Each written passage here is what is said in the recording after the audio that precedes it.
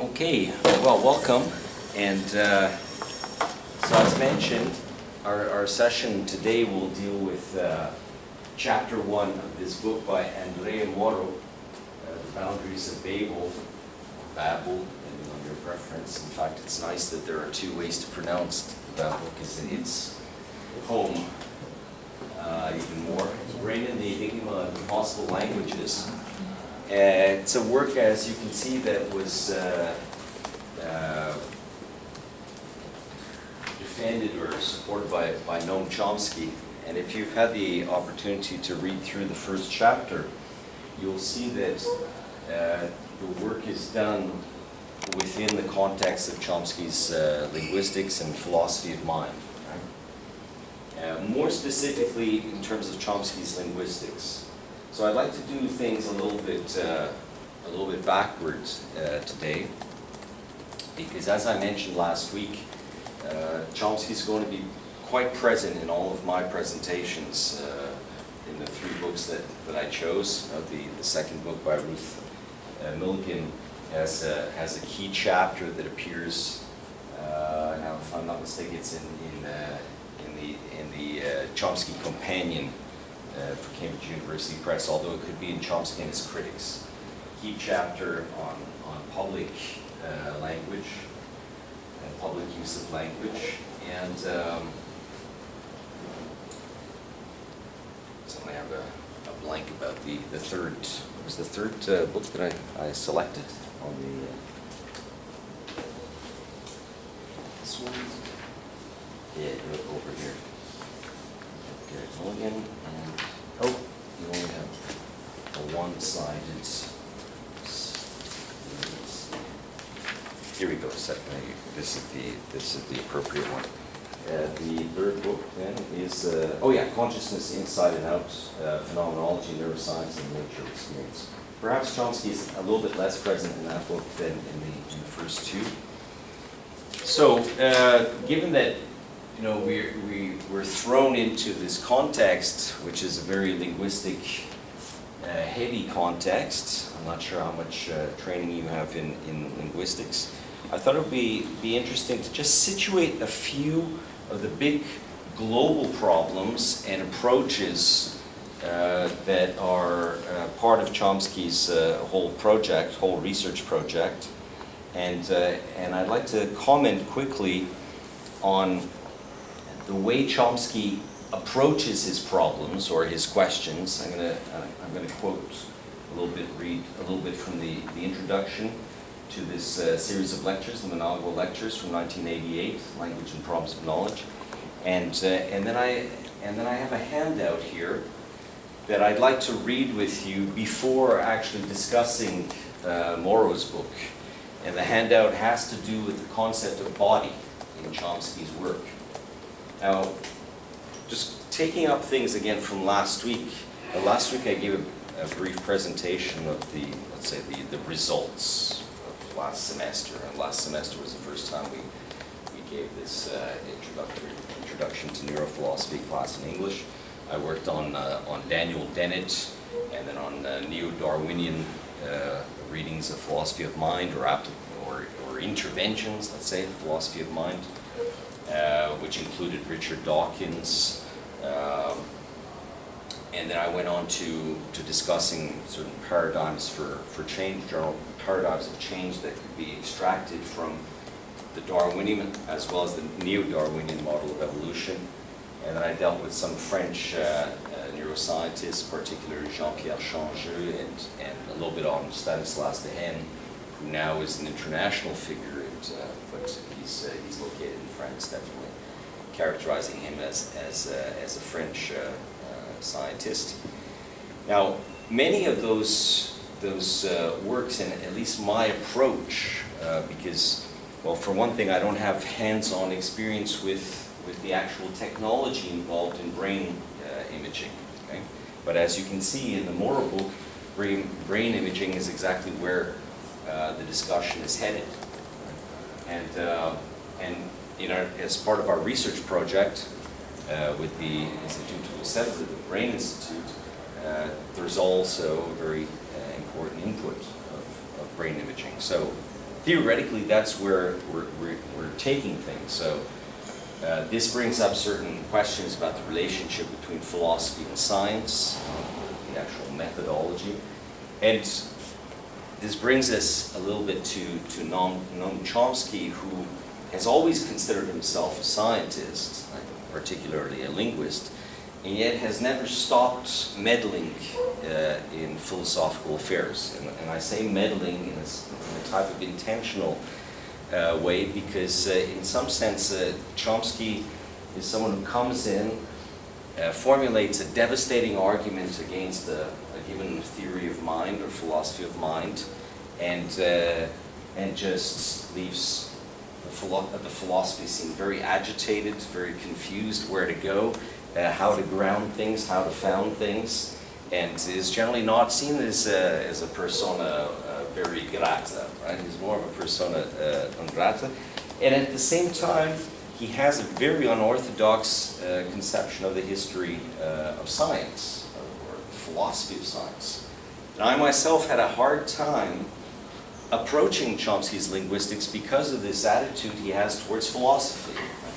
Until very recently, where I saw a discussion on the internet that he had with a philosopher, a professor of epistemology, I believe it was, at State University of New York, where the first question asked is exactly the type of question that I would have liked to have asked him to, is that, well, Noam Chomsky, given that you're so critical of philosophy, constantly bringing out the negative parts of philosophical inquiry, why is it that you keep on coming back to philosophy?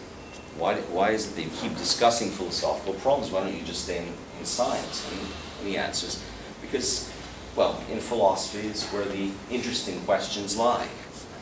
And you can't expect a working scientist who's very close to his laboratory experiment to be formulating his experiment, which is a point he goes to quite an extent to demonstrating in all its detail in a subsequent book on nature and on nature knowledge, if I'm not mistaken. There's a Portuguese translation of this sobre natureza e linguagem, on nature and language, which is a series of it has a big interview with two Italian linguists, and discusses scientific methodology.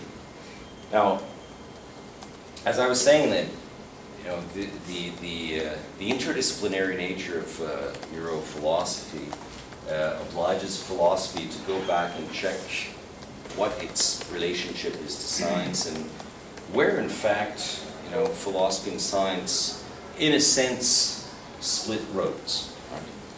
For Chomsky, this isn't really a question. For Chomsky, it seems that even the question of naturalism is not a question, because he's already assuming that we're leaving from a naturalistic base. The question of whether we're developing a naturalist epistemology or so is already granted, already given. He doesn't refer to the philosophers of the 17th and 18th century as philosophers. He refers to them as scientists or as rationalists. In that package, he'll put in quite a diverse array of individuals as well.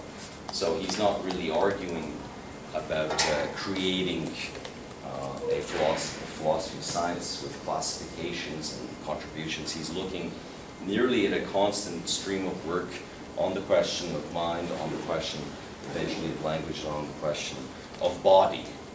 And as I said, I'd like to look at a little bit at the question of body in Chomsky's work to give us this context in which the linguistic elements are presented in the boundaries of Babel. The linguistic aspects are presented in the boundaries of Babel because the purpose of the book is to develop two experiments, or to present two experiments. Right? Two experiments that clearly show the need to work with language, and particularly Chomsky's language, to get some sense of how language is, let's say, how the language faculty works in the mind-brain. So once again, Chomsky regularly uses the mind-brain. So the question of, what belongs to the mind, what belongs to the brain, there's not really a big issue for him. There are some more abstract brain activities which deal with the dimensional ideas. But the brain, is what demonstrates already through the faculty of language a capacity of creativity, a capacity of freedom, which takes place directly through the creation of the parameters that allow what Chomsky calls, as his theory, the universal grammar, to be individualized into particular grammars. Right? So, last year, as I mentioned, my interest was particularly on perception. And I think philosophy at certain times can be comfortable with its distance from science when it deals specifically with perception. Of course, in Daniel Dennett's work, and he makes a point that it's just filled with experimental results and data. Bibliography is very strong, his knowledge is very strong of that. However, Daniel Dennett doesn't have a particular problem with being a philosopher. He calls himself a cognitive philosopher, at least. But when we come to the actual mechanism of the production of language, it doesn't seem possible anymore to only be a philosopher, and it seems to me that this presses the question about the foundations of philosophy, particularly the question of an ontology, like a science of existence or a science of being, and forces us to compare some of the principles, the nature of the principles that Chomsky associates to the universal grammar. Let's say the theory that he develops is the theory of universal grammar. The thing that he is trying to locate in some sense, reproduce in some sense, is the faculty of language. So to compare what the strategies, the modeling work, what the type of logic and mathematics is that he uses to ground the universal grammar. And it seems to me that we can find some similarities in an ontological approach that is a little bit more mathematical or more open to mathematics and less interested in grounding the science of being qua being. Grounding the science of being qua being in some more literary, more poetic, in some more literary or poetic context. Tiziana, I'm out of course outlines. I'll have to get you one later or send you one by mail. Okay? So we're just I'm just giving a presentation of this book here, Boundaries of Babel, that we'll be discussing this today and in 2 weeks' time. We're dealing with chapter 1 today, and I'm giving some type of background here, a little bit of a background of how important Chomsky's whole approach, and particularly the theory of generative grammar and universal grammar, is to the work we'll be developing here. So, before distributing the handout, what I want to look at is the type of questions that Chomsky formulates and how he contextualizes these questions. In the first part of this, in the first lecture, let's say, of the Monadnock lectures, he gives 4 specific questions that contextualize his inquiry. Okay? The first question is, what is the system of knowledge? What is in the mind brain? What is in the mind brain of the speaker of English or Spanish or Japanese? Okay. Second question, I'm going to come back to. Second question, how does the system of knowledge arise in the mind brain?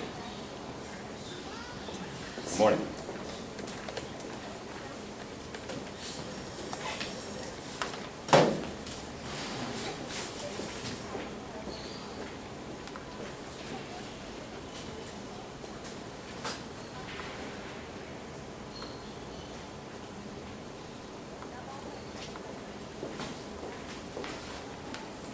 Okay, starting again, the introduction here to Chomsky's language and problems of knowledge. The 4 questions that organize the inquiry.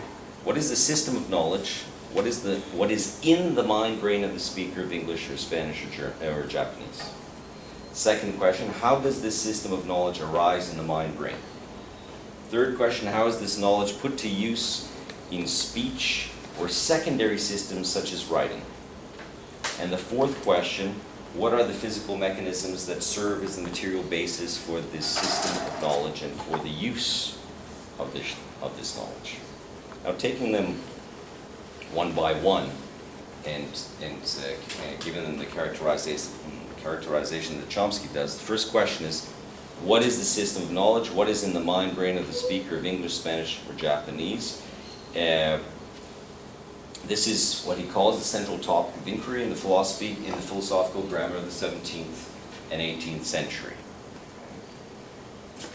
And the reason for which he comes back to the rationalist thinkers and follows their application and deconstruction of the idea of substance. The second question, how does the system of knowledge arise in the mind brain, is what he calls Plato's problem.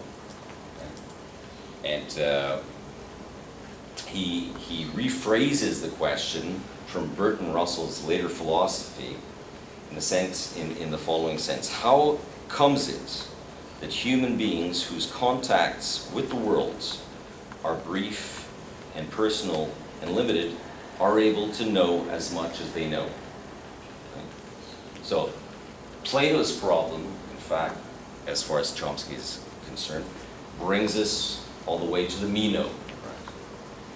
And I think in terms of, a dividing line on how much we're willing to grant equality of capacities to human beings, the presence and the statement regarding Plato's me know, I think, is fundamental. Are you all familiar?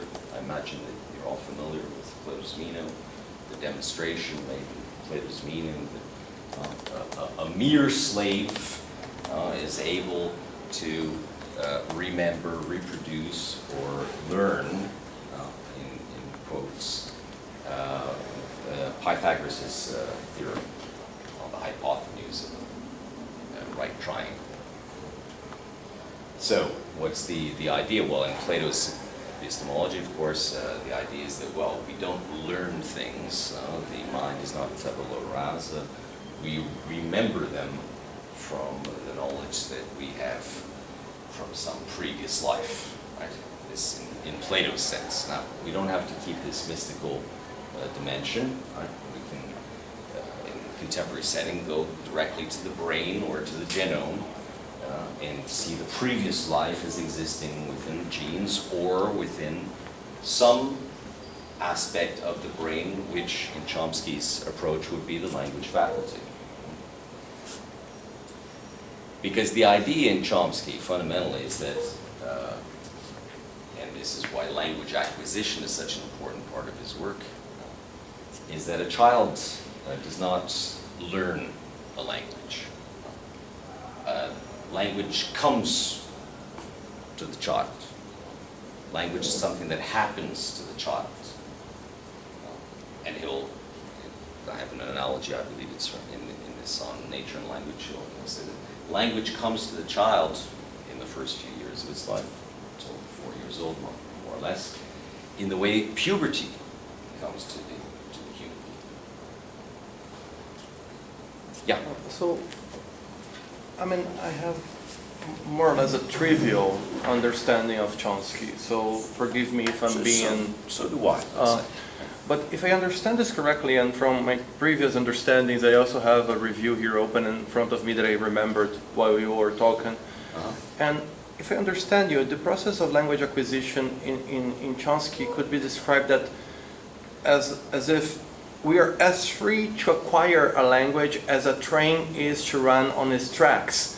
I mean, a train is running on its tracks, it's just operating as it should be operating, and we acquire language because that's just what we do. But one thing that I don't understand is how the meaning complex is operative there? I mean, I understand the determinism in the acquisition. I'm thinking of PUCRS here.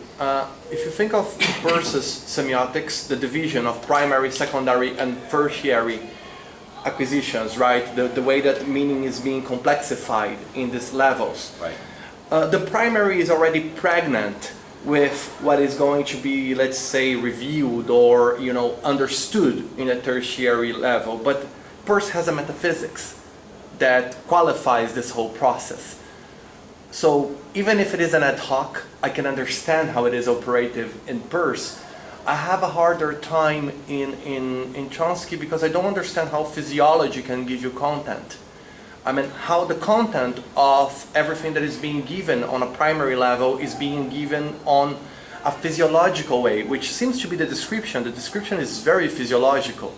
So I don't know if you have an insight there that could, you know, take me out of this conundrum here. Okay, well, thanks for your question, because I mean, definitely, you know, I'm working my way through several texts at the same time, trying to get this whole picture together as soon as I can. And so there are a couple of points. In terms of just my approach, what I'm going to try to do is to give you the best reply from my understanding of Chomsky's work, and not make an interpretation of it. If I can't answer you right away, then I'll just say so, and I'll try to do better next time. But I think in terms of this question, freedom, I was it's striking that you used that freedom, that language comes freely to the human being as going on tracks comes to the train. Is that the terminology? Well, we are is that as the way, free. is that I mean, the formulation the process used? of freedom, the process of language acquisition, of acquiring a language. We are as free to acquire a language as a train is free to run on its tracks. I mean, we're not free at all. Right. The sense is, if we are acquiring a language, we're just operating normally. And That's right. if we're not, there's something like pragmatically and physiologically wrong with us.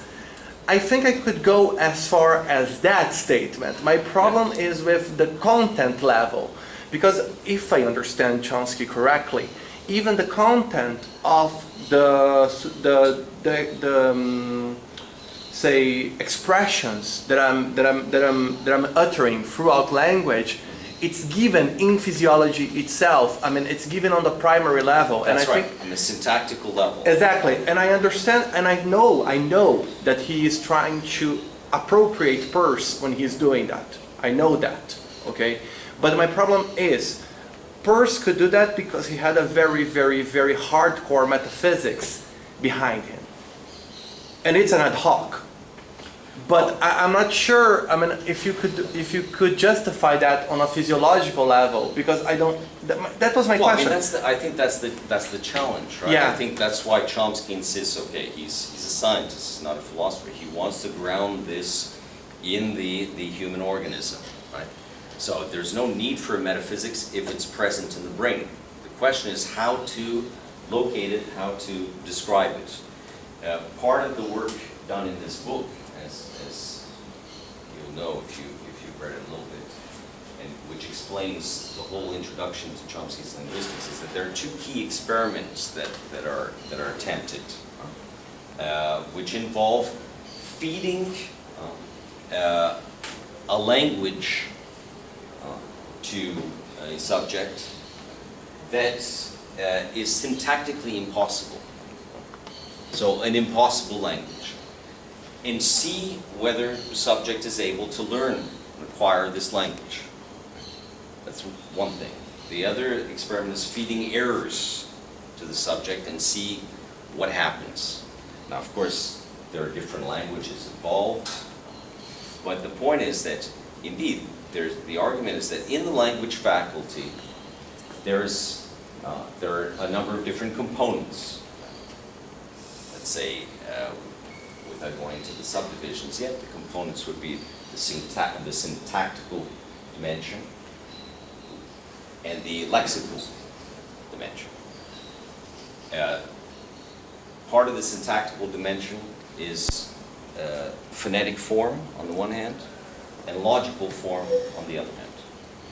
The relationship between syntax and lexicon is a relationship of mapping. So lexicon will be mapped onto syntax to create a type of parameter which is hierarchical and not linear, according to which sentences will be produced. Now, that's when we get into the whole branching diagrams, which are extremely well described. And in terms of an introduction to Chomsky's linguistics, I think the first chapter is also very, very interesting, and that's one of the reasons for which I kept it also suggested. So in the diagram forms, that's where we find the whole idea of the hierarchical construction of sentences, meaning that there are parts of sentences, or subdivisions of sentences, mainly around the noun and the subject and the object, that simply cannot be organized in whatever form we'd like to give them. So these forms, this construct, the syntactic construct of sentences, is something that is indeed beyond our control. And the argument that Chomsky has is that they can be, the hypothesis, let's say, is that they are part of the language faculty, which is part of the mind-brain. Now, where it is, we have no idea yet. And what its initial purpose is, too, we don't know. In some texts, Chomsky becomes a little bit speculative, saying that perhaps the development of the language faculty actually occurred for other reasons than the creation of sentences and expression. Okay, once again, Chomsky insists that we can't confuse communication with language.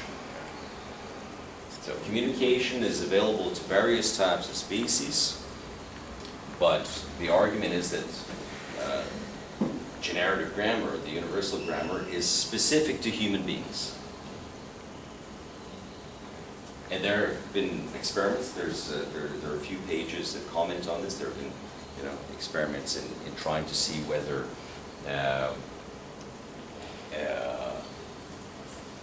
the acquisition of language in primates can be considered a language.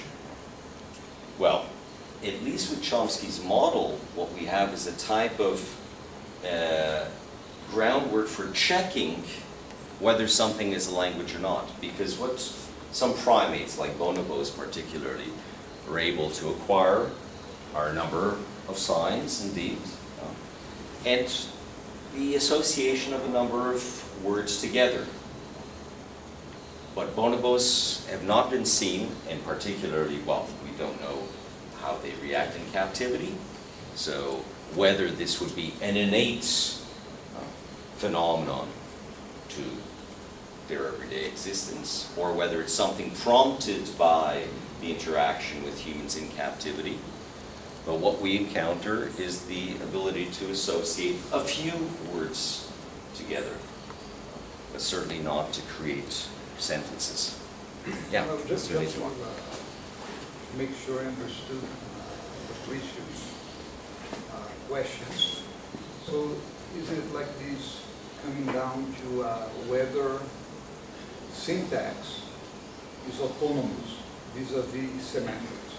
Because this was part of the big discussion for the last edition of the seminar. Yeah. There we saw that, well, it's very controversial whether you can have semantics being generated out of syntax, or complex, ever more complexified forms of syntactical constructions. Yeah. So it seems to me that Chomsky is somehow giving all the autonomy, or in terms of even as an experimental, empirical research, or from what I understood from Morrow's account of Chomsky's intuitions from his doctoral dissertation, was the idea of making a syntax as the real, let's say, normative foundation for this biological understanding of language, as opposed to interpreting hermeneutical, let's say, cultural understanding of semantics. Yeah. Yeah, but I mean, there are some semantic elements present in syntax. Right. Okay, and depending on the formulations that I've encountered in Chomsky, at times semantics itself is completely reduced to syntax. Yeah. Right. And the idea is that, I mean, how do we determine where meaning begins and where a word ends? Because one of the fundamental aspects to the approach, to the syntactic approach, is that word is not defined. And there's a heavy reliance on intuition here in terms of identifying whether a sentence is constructed grammatically in the first hand, and whether words occupy their proper function. Similarly, meaning in Chomsky's semantics is not immediately defined. I studied linguistics when I was in college. I don't study it now because I study literature. You But mean in high school or in college? Because college in English No, I is think- university. I think she Yeah. means college. Yeah, college. Okay, so you're still in uni. Yeah, because no, but What do you mean? when you study letras, you study linguistics and literature separately, Okay, and you can't study just one. So So I you- studied linguistics, even though I only wanted to study literature. right, okay. Okay. Sorry. So, my impression is that you're having this problem with, connecting semantics and syntax because Chomsky talks about syntax and then he doesn't really care about semantics. It's just because linguistics generally do that. We learn things separately and we don't talk about the other thing. When I learned phonetics with professors that study phonetics, they generally wouldn't even like Chomsky and wouldn't even care about Chomsky research. You only learn things separately. So The scientific yeah, method. and when I learned about when I studied semantics, we never talked about Chomsky. It's like, and it's I don't know if that's why I think there isn't a link because they don't want to make the link because it's very separate. The fields, linguistics. Okay. I don't know. I just have this impression. Yeah, that makes a lot of sense, but Sure. precisely my Yeah. question was whether Fabrizio, when he was bringing in something Yeah, like yeah. PUCRS, Yeah. that's another kind of Yeah. approach.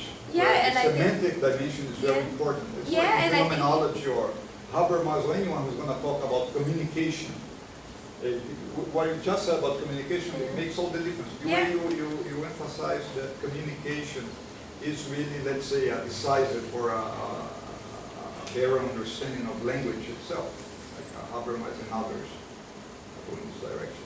I think that Fabrizio can do that because he's not a linguistic, because Right. they are always like separating things. Well, that's Linking why things. Chomsky Yeah, likes yeah, philosophy, yeah, because it's not despite how much he Yeah. likes to bash it. Tizian, do you have anything to say about PUCRS? Tizian is working a little bit. Oh, yeah, I'm sorry, I forgot to ask you to introduce yourself to our colleagues, because last week we introduced ourselves. Could you just introduce yourself?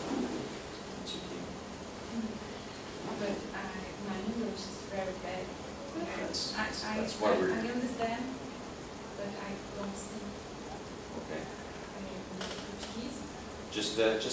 Yeah, well, try it in English if you like. Just, what you're studying and, It's very, very bad. well, I don't hear it that bad. Well, Tizian has just begun her PhD with us here, and she's going to be working under my supervision. And she's working on questions linked to language, and PUCRS is an important part of the project. O meu projeto estou bem familiarizada, inclusive, com a questão que você colocou, que é dos italianos, né? Desculpa, qual é o seu nome? Fabrício. A questão do Chomsky não sou muito familiarizada, porque o problema que eu trabalhei foi em relação a raciocínio afetivo, reprodução, indução e dedução. Então, a linguagem, eu não estou familiarizada. Essa é a proposta do doutorado. Entender como se constrói um significado.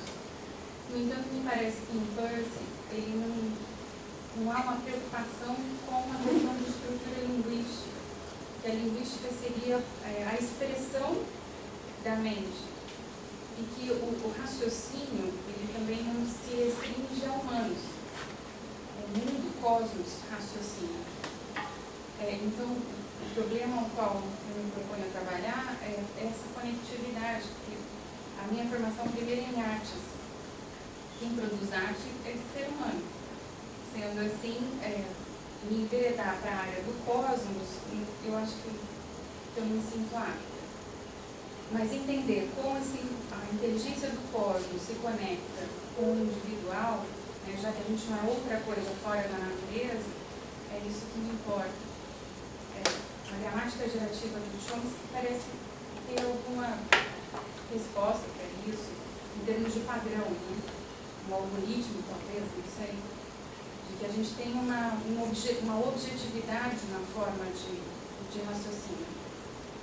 Isso justificaria, e como eu já coloquei para o professor Madaras, que ele é meu orientador, é um projeto de vida, não é só um projeto de doutorado, mas que desembocaria num viés, assim, minimamente conectivo e objetivo de produção artística, que justifique fundamente a presença das artes dentro de uma academia, né, em que a linguagem é objetivada. Não que a pretensão seja de encerrar tudo, né, nas artes, mas de achar um viés comum, um viés objetivo, ao menos não seja qualquer coisa, né? A arte é qualquer coisa. Eu acredito que existe um padrão comum estético, que a gente se agrada de um belo, algo assim. Okay. Acho que a gente tem de... Okay. Thanks for your presentation. So to recap then, yeah, this question, I mean, it was a provocative way for you, Fabrizio, to put the question of freedom, because indeed, Chomsky would tend to argue, and of course I'm being filmed, and this makes me very uncomfortable and even sweating a little bit. Hopefully the master will not see these bad interpretations of his work, but I mean, you know, there's no choice about speaking. There's something in human beings that generates the capacity to construct sentences. Yeah. But the amazing thing about this faculty of language is that it relies on a very small amount of stimulus to produce incredible diversity. There's a very nice word in English, a very nice construct. You know, when you don't want to say something absolute, indefinite, you can say virtually. And it's virtually, Porto Alegre is virtually, it's virtually fall in Porto Alegre, almost fall. Chomsky tends to say that the faculty of language is able to create a virtually infinite amount of sentences from a very small amount of stimuli. And this is called the poverty of stimulus argument, which demonstrates where freedom and how freedom would operate in the human being, and how freedom is essentially linked to creativity. So despite there being, you know, whether it's algorithmic or not, I mean, a syntactic structure to the faculty of mind which is connected to a phonetic dimension and a logical dimension, and this group being mapped, well, let's say, switching around the order of things, a lexical dimension mapping itself onto the sentence form, the shells particular form, and being submitted to a computational mechanism, because one of the aspects that is fundamental to Chomsky's theory also is the computational aspect.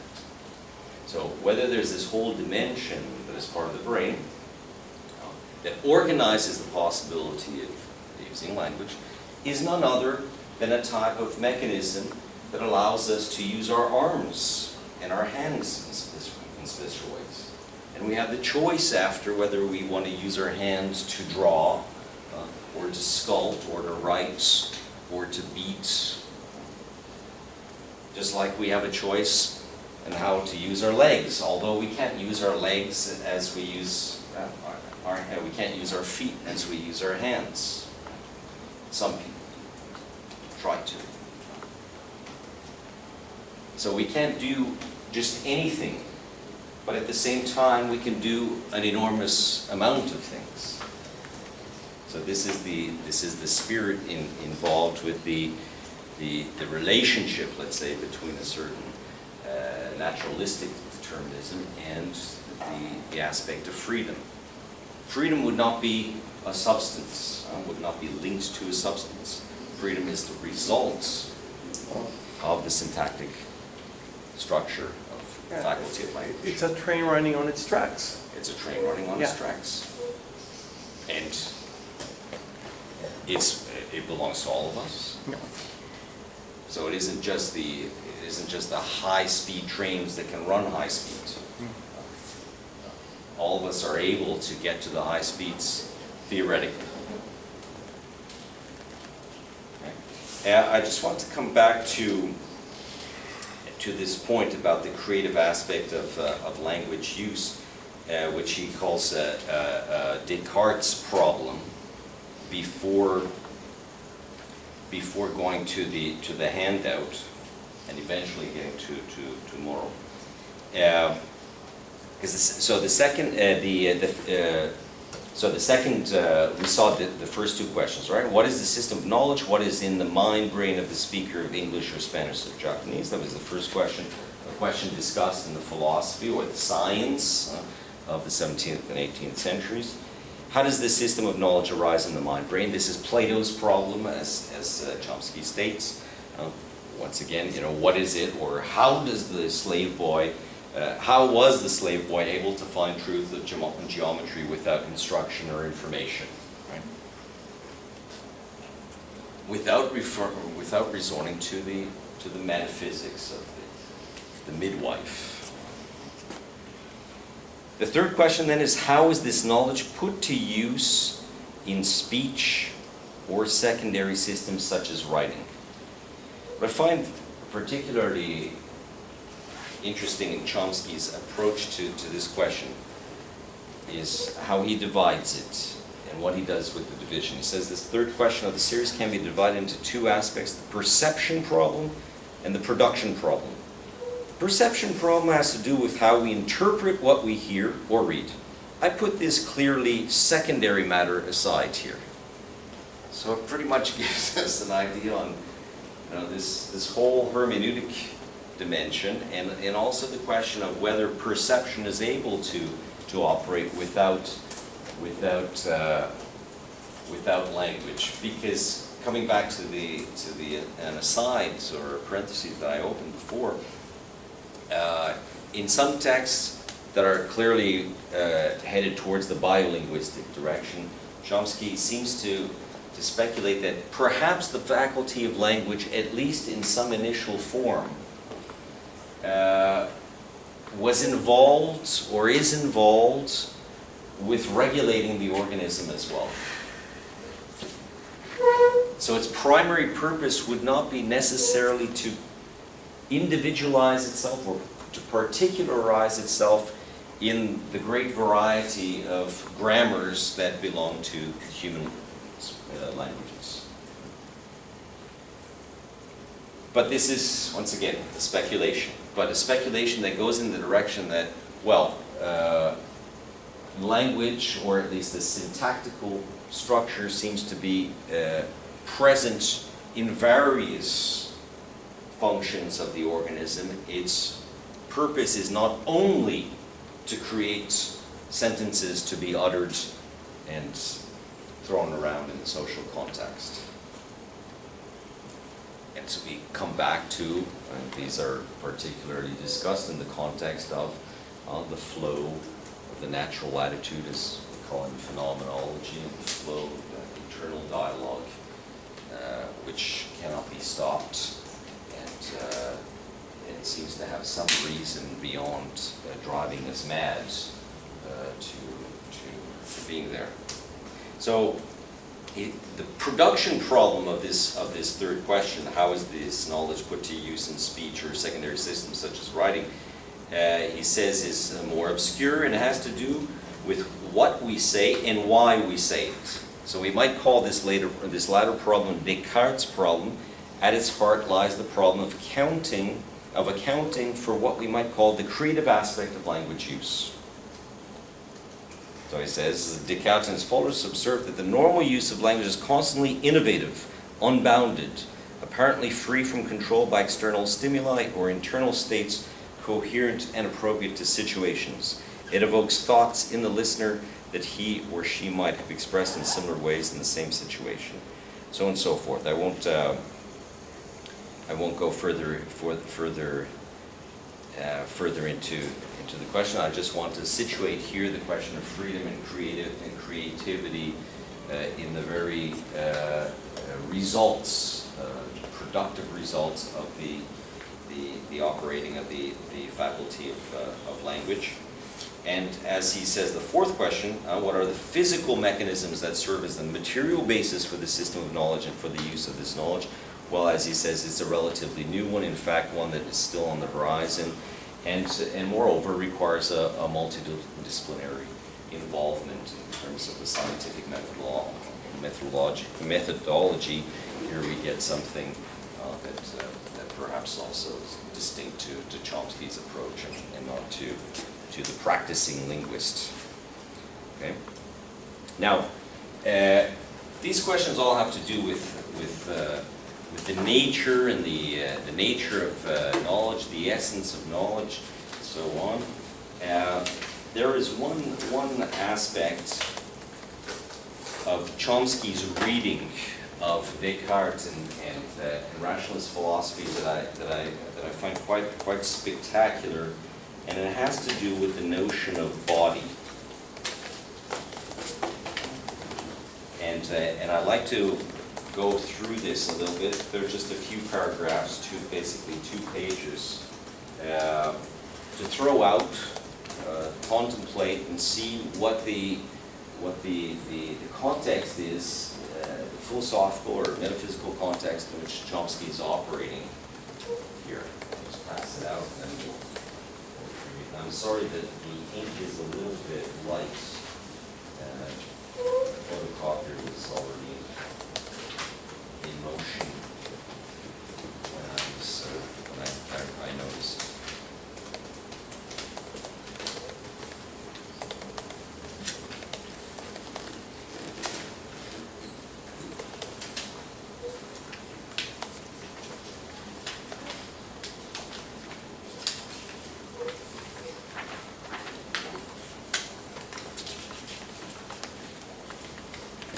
Yep.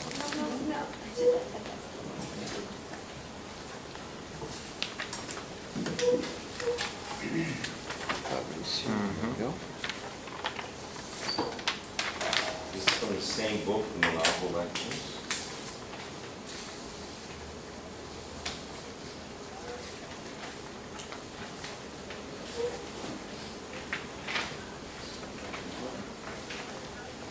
Why don't we do this as we have been doing with the readings? Take advantage of asking one of you to read and work on the English while you're at it. We have pages 143 through 146. The part that I'd like to begin with is the second paragraph on 143, the Cartesian conception. Okay? And we can go.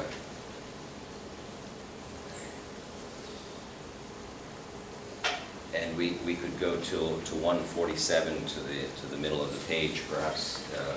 One person can take a paragraph, read a paragraph, and then another person can follow up. Legal, would you like to begin? Yes. Cartesian conception on 143. The Cartesian conception of a second substance was generally abandoned in the later years. But it is important to recognize that it was not a theory of mind that was refuted, but argue that it was hardly clear enough to be confirmed or refuted. Excuse me for interrupting you. So the context of the discussion here is Cartesian substance dualism, right? He was discussing the Cartesian concept of mind as substance, and here the big sub saying, well, eventually substance dualism was eliminated. Rather, the Cartesian concept of body was refuted by the 17th century physics, particularly the work of Isaac Newton, which laid down the foundations of modern science. Newton demonstrated that the motions of the heavenly bodies could not be explained by the principles of Descartes' contact mechanics, so that the Cartesian concept of body must be abandoned. In the Newtonian framework, there is a force that one body exerts on another, without contact between them, a kind of action at distance. Whatever this force may be, it does not fall within the Cartesian framework of contact mechanics. Newton himself found this conclusion unsatisfying. He sometimes referred to gravitational force as occult, and suggested that his theory gave only a mathematical description of events in the physical world, not a true philosophical, in more modern terminology, scientific explanation of this evidence. Until the late 19th century, it was still widely held that a true explanation must be framed somehow in a mechanical or quasi-mechanical terms. Others, notably the chemist and philosopher Joseph Priestley, argued that bodies themselves possess capacities that go beyond the limits of contact mechanics, specifically the property of attracting other bodies, but perhaps far more. Without pursuing subsequent developments further, the general conclusion is that a Cartesian concept of body was found to be untenable. Thank you. Sorry about that. Could we continue? Jose Blanc? What is the concept of body that finally emerged? The answer is that there is no clear and definite concept of body. The best theory of the material world that we can construct includes a variety of forces, particles that have no mass, and other entities that would have been offensive to the scientific common sense of the Cartesians, then so be it. We conclude that these are properties of the physical world, the world of body. The conclusions are tentative, as befits empirical hypotheses, but are not subject to criticism because they transcend some a priori conception of body. There is no longer any definite conception of body. Rather, the material world is whatever we discover it to be, with whatever properties it must be assumed to have for the purposes of explanatory theory. Any intelligible theory that offers genuine explanations that can be assimilated to the core notions of physics becomes part of the theory of the material world, part of our account of God.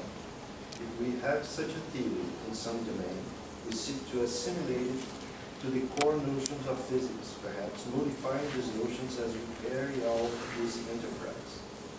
In the study of human psychology, if we develop the theory of some cognitive faculty, the language faculty, for example, and find that this faculty has certain properties, we seek to discover the mechanisms of the brain that exhibit these properties and to account for them in the terms of the physical sciences, keeping open the possibility that concepts of the physical sciences might have to be modified, just as the concepts of Cartesian contact mechanics had to be modified to account for the motion of the heavenly bodies, and as has happened repeatedly in the evolution of the neurosciences since Newton's day. Okay, thank you. Any reaction thus far? Yes. I have a question. But shoot, I lost my notes here because I didn't want to get lost, but just a minute. Let me try to... Would you like us to continue a bit? Yeah, Next, please. The next, Yeah. anyone would you like to read next? Sure, there is no definite concept of body. Rather, there is a material world, the properties of which are to be discovered, with no a priori demarcation of what will count as body.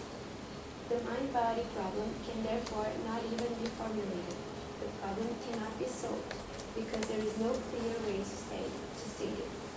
Unless someone proposes a definite concept of body, we cannot ask whether some phenomena exceed its bounds.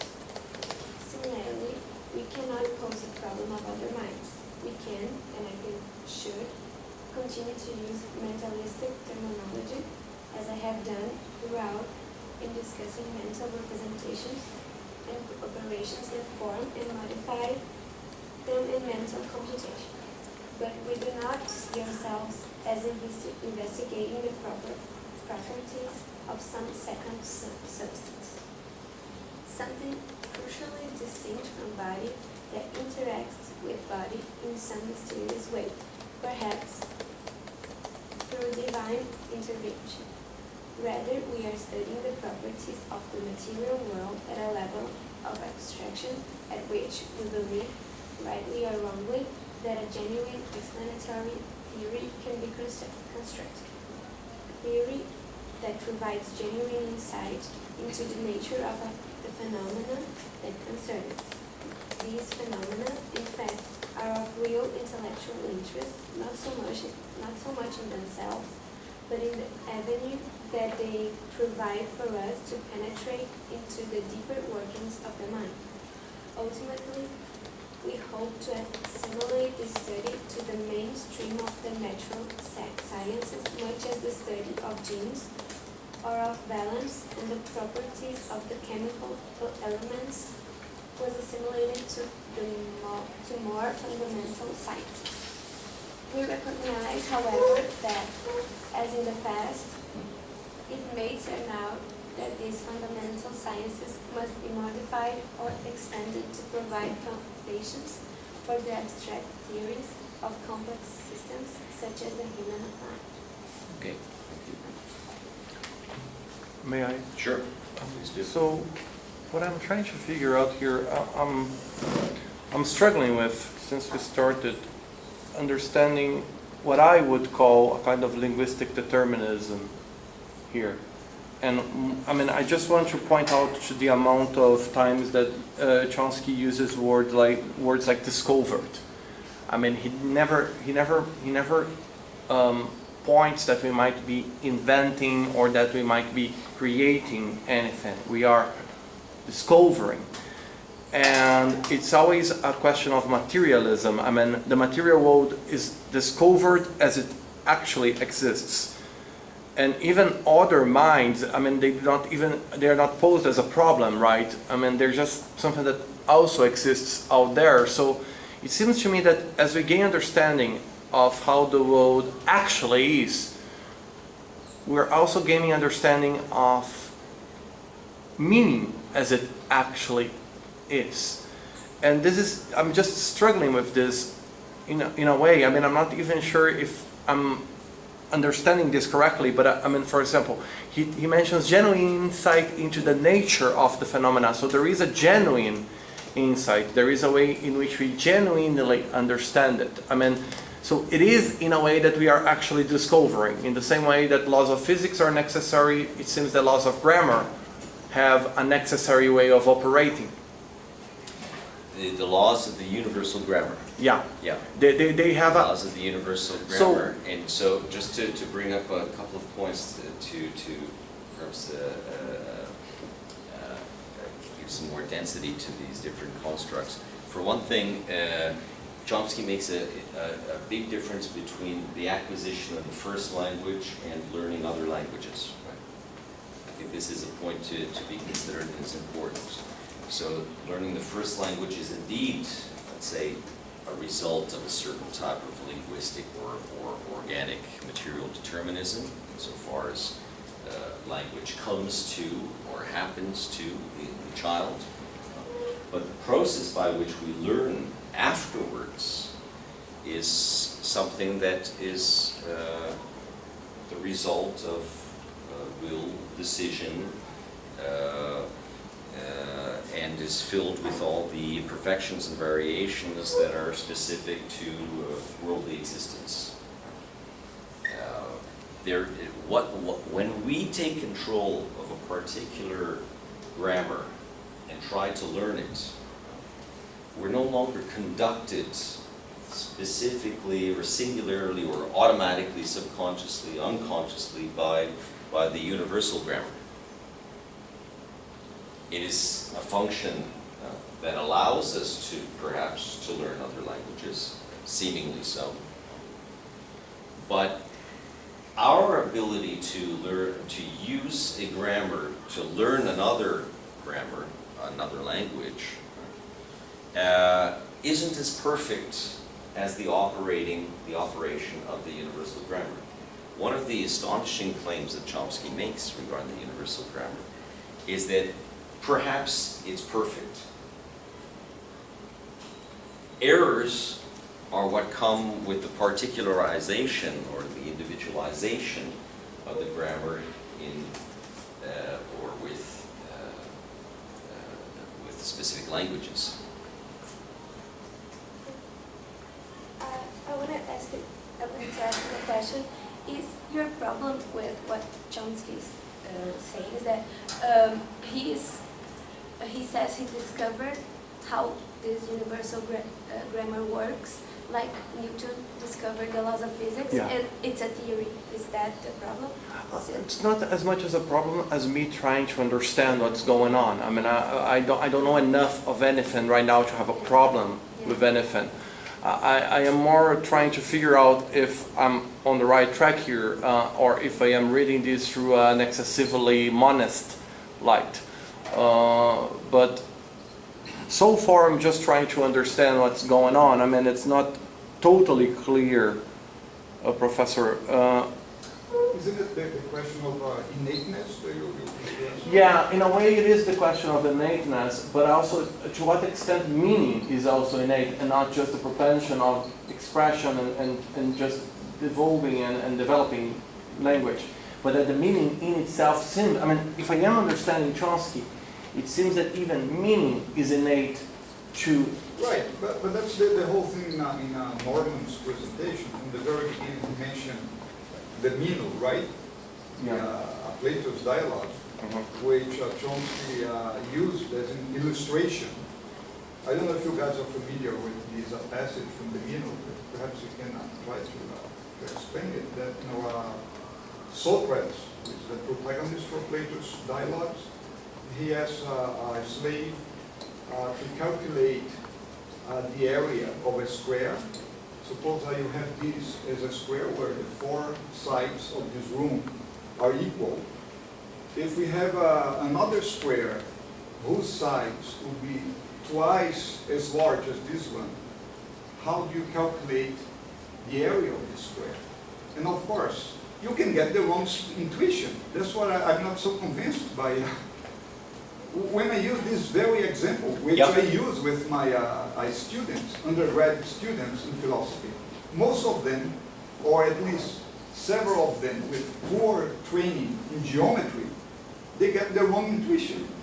So that's why I'm not so, yeah, because you say, if this is a side, this side is, let's say, 5 meters by 5 meters, so 5 times 5, 25 square meters, right? So if you double decide to 10 times 10, 100. And the problem with the calculation is that 100 is 4 times the area of the original square. But most students would think that the new area to be calculated would be twice as large. So this was the mistake. And of course, in the dialogue, Plato or Socrates was trying to say that, of course, the soul of the slave would go back to the topos Uranus somewhere, in the heavens, and contemplate the eternal forms of geometry, etc., etc. And of course, Chomsky is not arguing for a Platonic understanding. He says in the very beginning of the lecture, but he's arguing for the intuition. He thinks that Plato got it right. So it's innateness. And he goes even further, so as to say that empiricism is wrong. Yeah. This is a mistake to to go like empiricists in today, let's say Damasio or Joseph Prince, and who have a totally different conception because they are against innateness. So here we have two different approaches. Chomsky is sticking to his innate conception of intuition, and I think that's the question that Fabrice is raising to everyone, whether even meaning is innate. Yeah. Well, there are some meanings that are innate. I mean, after the question is, how do we determine what meaning is, right? When we're saying that André Moro discusses this when he deals with semantics really quickly, that meaning is not a term that is defined, because indeed we would get into a splitting of the concept probably if we try to define it. But there are certain types of concepts that Chomsky does believe are innate, and moral concepts are indeed what he considers to be innate, and which allow for, let's say, social change to occur for the morally better. Because as he points out that, well, if there wasn't the ability from some other source to question a slave economy, then we cannot assume that the slave economy would be able to change in the name of some type of betterment to society. And in the same way, I mean, Chomsky, of course, is a very political thinker as well. He'll say, well, if there were not some other source to question the nature of wage labor, then also we would not be able to imagine a type of economy in which people were paid fairly for the products of their labor. And he'll include, in his reading of the philosophers and the scientists, he'll include Marx's theory of species being as also an innate concept that is the spring from which the critique of man's alienation in the mode of production of capitalism, the capitalist mode of production, is able to reach a critical evaluation that sees it as being the result of alienation and not reactive free expression. So this is one thing. So there is a conceptual intentional dimension to the construct which it involves syntax, articulated through the phonetic form and articulated through the logical form, which is in contact with the lexicon and subject to a computational dynamic, or somewhere in here the question of a conceptual intentional dimension comes in, but it's not, from my understanding of the theory of universal grammar, it's not exactly clear how this operates. From what I understand, it emerges from the generation of certain types of sentences. And then in the generation of certain types of sentences is where the possibility, as we said before, of creativity and freedom, and indeed of conceptual, intentional dimension according to or in conformity with moral ambitions is manifested. So the origin of the notion of good, or the good and the bad, this type of question that sometimes is raised in philosophy and other times completely suspended in philosophy due to its impossibility as a question itself. I mean, the origin. It seems that there would be something prior, something pertaining to the good or to evil prior to human existence. Otherwise, it's hard to know, how we would start to discuss what the good is, or how to establish a universal evaluation regarding the good, unless we believe, of course, the good is relative to different types of cultural constructs. That's another possibility, but then how to explain that the good is a concept that appears in various types of social cultural constructs. The good is an abstract notion here. The good is an abstract notion, and abstract notions such as the good that are universal in extension or distribution could plausibly be seen as coming from something that's innate to the faculty of language.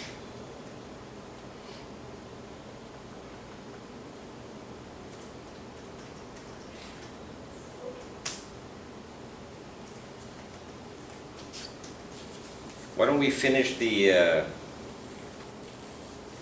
text here?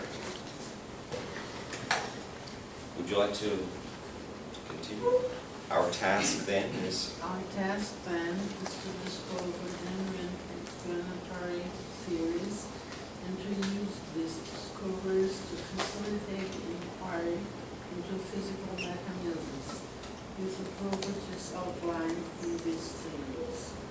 Wherever this inquiry leads, it will be within the domain of body. Or more accurately, we simply ever known the whole of conception of body as possibly distinct from something else, and use the methods of rational inquiry to learn as much as we can about the world, what we call the material world, whatever exotic properties we turn out to have. Thank you very much. Lucia, would you mind reading the next paragraph? The mind-body problem. Mind-body problem is the subject of much controversy, debate, and speculation. And in this regard, the problem is still very much Alive. Sorry, my English teacher reflexes sometimes. But the discussion seems to form and fundamental aspects in light the Cartesians have no defined concept of body.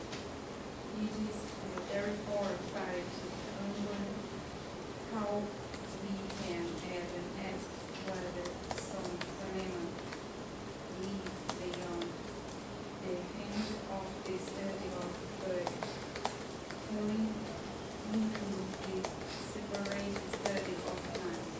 Okay, thank you very much. Would you mind reading the next one? Recall the logic. Recall the logic of Descartes' argument for the existence of a second substance as cogitans.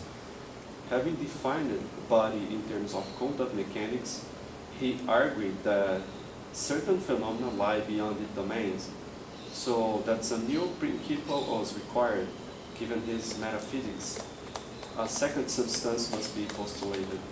The logic is essentially The logic is essentially sound. It is, in fact, much like Newton when he demonstrated the inadequacy of Cartesian contact mechanics for the explanation of the motion of the heavenly bodies, so that a new principle, the principle of gravitational attraction, had to be postulated.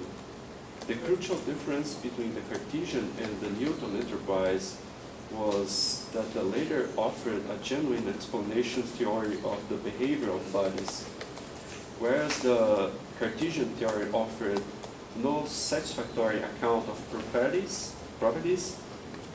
such the creative aspect of language, Such as, there's an as, such as. After such, there's an as missing in the text. Such okay. as. Vou pegar ponto e voltar aqui. Whereas the Cartesian theory offered no satisfactory account of the properties such as the creative aspect of language use that lie beyond mechanical explanation in Descartes' view. Therefore, Newton's conceptions came to be the scientific common sense of later generations of scientists, while Descartes fell by the wayside. Okay, thank you. I'll finish it off here. Returning now to Descartes' problem, notice that it still stands unresolved by these developments in the natural sciences. We still have no way to come to terms with what appears to be a fact, even an obvious fact.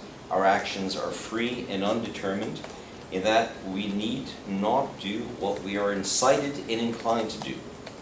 And if we do what we are incited and inclined to do, an element of free choice nevertheless enters. Despite much thought and often penetrating analysis, it seems to me that this problem still remains unsolved, much in the way Descartes formulated it. Why should this be so?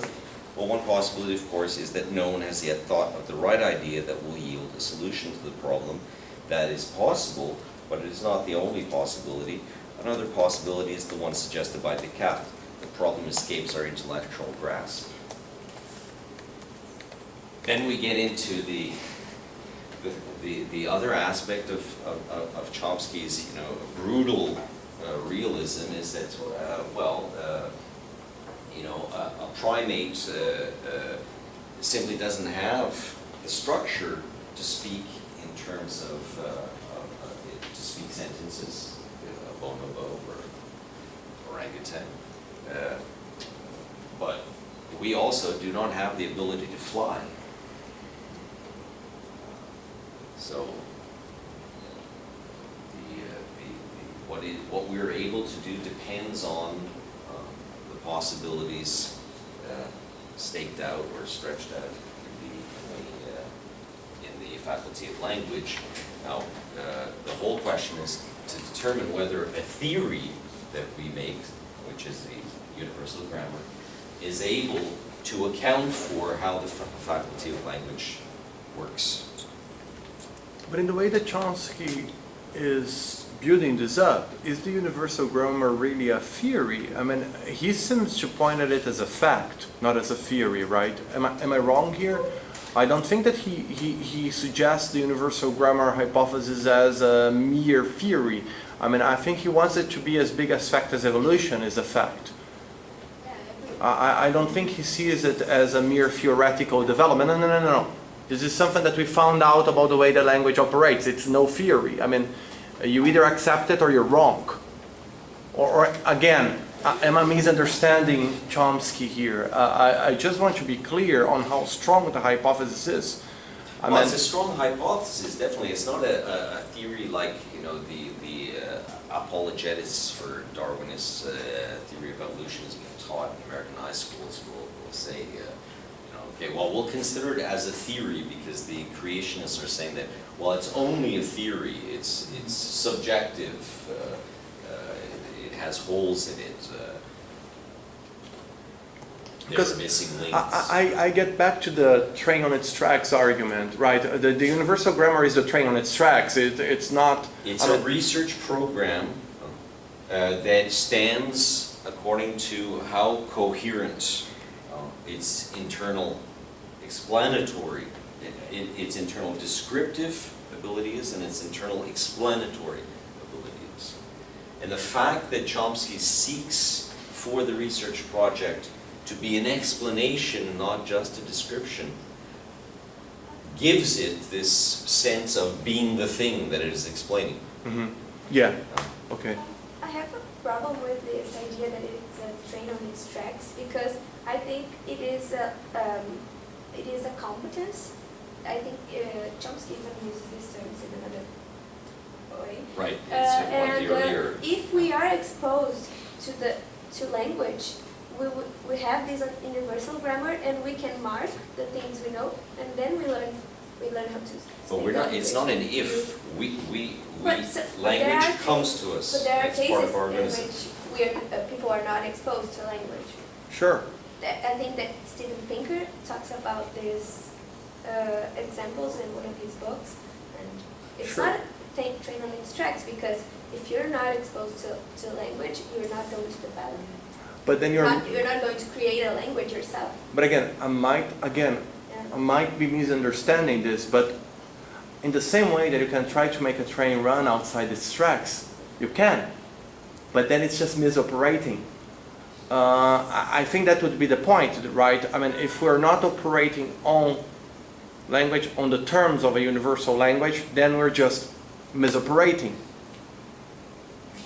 Yeah, there would be a pathological. Exactly, development yeah. In the same organism. way that a train can run outside its tracks. It just runs very badly and it tends to crash. But it can. So we are as free to develop this as a train is free to, yeah, sure, you can not do it, but then you're just on a pathological level. But it's not, I don't see it as a train because it's not something you do on your own. You have to have the input to learn a language. You need an input. What do you mean by that? The input is you have the, Straight. you have the, I don't know, it's just because, as I studied linguistics, I really believe that as something that is Can true, we but, let's finish up with but Laura's it's, thought. and it's I'd like to this. hear- You have the universal grammar. You have the ability to learn the language you want. You have all the set of rules, and then as your parents talk to you, you have, you mark the rules that your language uses. For example, if you are exposed to English, you will know that you cannot build a sentence without the subject. And if you are exposed to Portuguese, you don't mark that as a rule. Yeah, What do you if you think? learn That's English, how- you learn you can't put adjectives after a Yeah. noun. And A noun And phrase you will build be. that. It's not something that is already built in you. It's not innate. The possibility to learn a language is innate. And then with the input, and then he even talks about the poverty of stimulus, you can learn a language. And that's what is fascinating because parents don't teach us how to speak. And then we learn so many things so fast. And even in the text, Miriam Moro's text, he talks about how, is it chimpanzees or gorillas, I don't remember. Right. They can learn certain words, but they can build only phrases with 2 words. That's right. And we, and a 3-year-old and a 2-year-old can make really complex sentences. I don't know. It's just No, I'm following. I mean, again, I'm trying to understand this. I do not have an opinion about this. I mean, seriously, I have no passion for any of the things said so far. I'm just trying to figure this out. And I mean, I thank you. I really don't know enough to have an argument about this.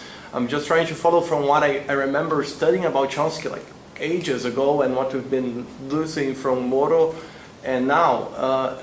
But that's all. I mean, any input is welcomed. But The input, the question about input is I think could be misleading insofar as its type of causal as a type of causal description, right? Because as Chomsky points out, well, a child the question of a child not being okay, we have two contexts here. A child not being in the context of language, because the parents are mute, or not being in a context of language because the child is basically left to its own. Well, it's not only language that the child will not acquire, it's also life, right? The child, most likely, without the environment, in that sense, we're speaking about an input, the caring environment, as an organism will not grow. And the language faculty grows along with the organism. Now, on the other case of the question of signing, there's a fantastic series of experiments done by Laura Petito, which are described in, I believe it's the Chomsky Companion, the Cambridge Companion, or, yes, the Chomsky Companion, because there's an excellent volume also, Chomsky and His Critics, but it's not in Chomsky and His Critics, it's the Chomsky Companion, where she analyzes, she sets up various experiments to see whether the child learns the sign language through immediate perception, or whether there is the capacity to generate sentences that are not seen by the signing of the parents, and would suggest that the universal grammar has an externalization factor that can be made through signing and not only through phonetic form. So, once again, the child doesn't have to be in a sound environment with the language actually happening to be able to construct sentences and express those sentences in sophisticated sign language.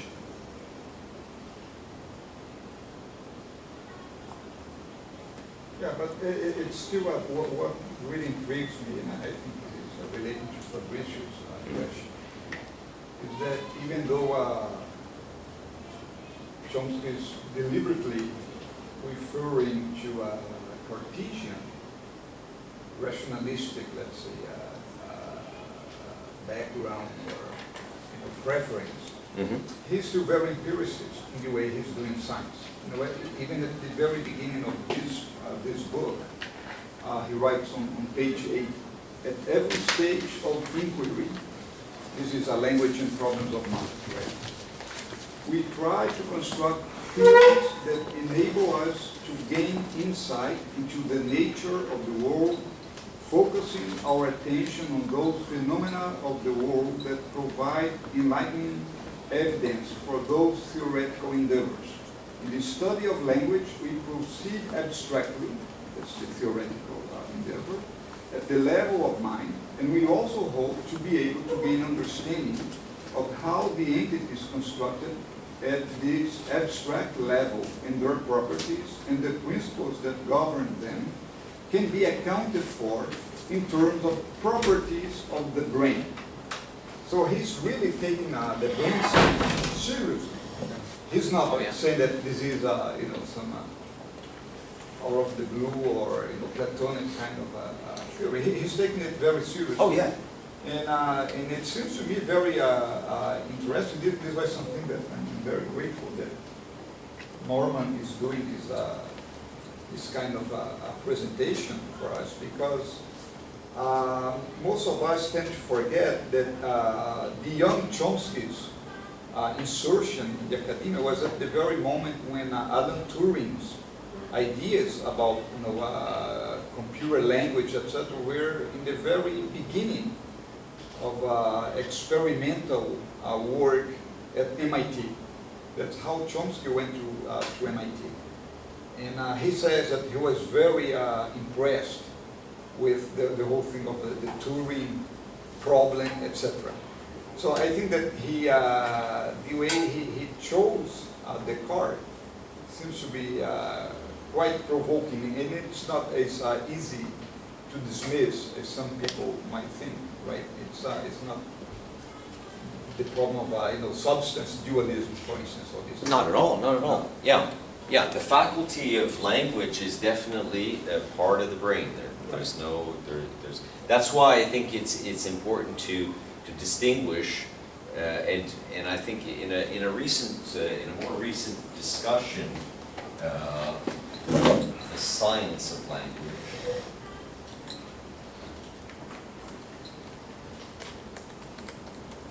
Which is edited by my old prophet McGill, James McGill Gray.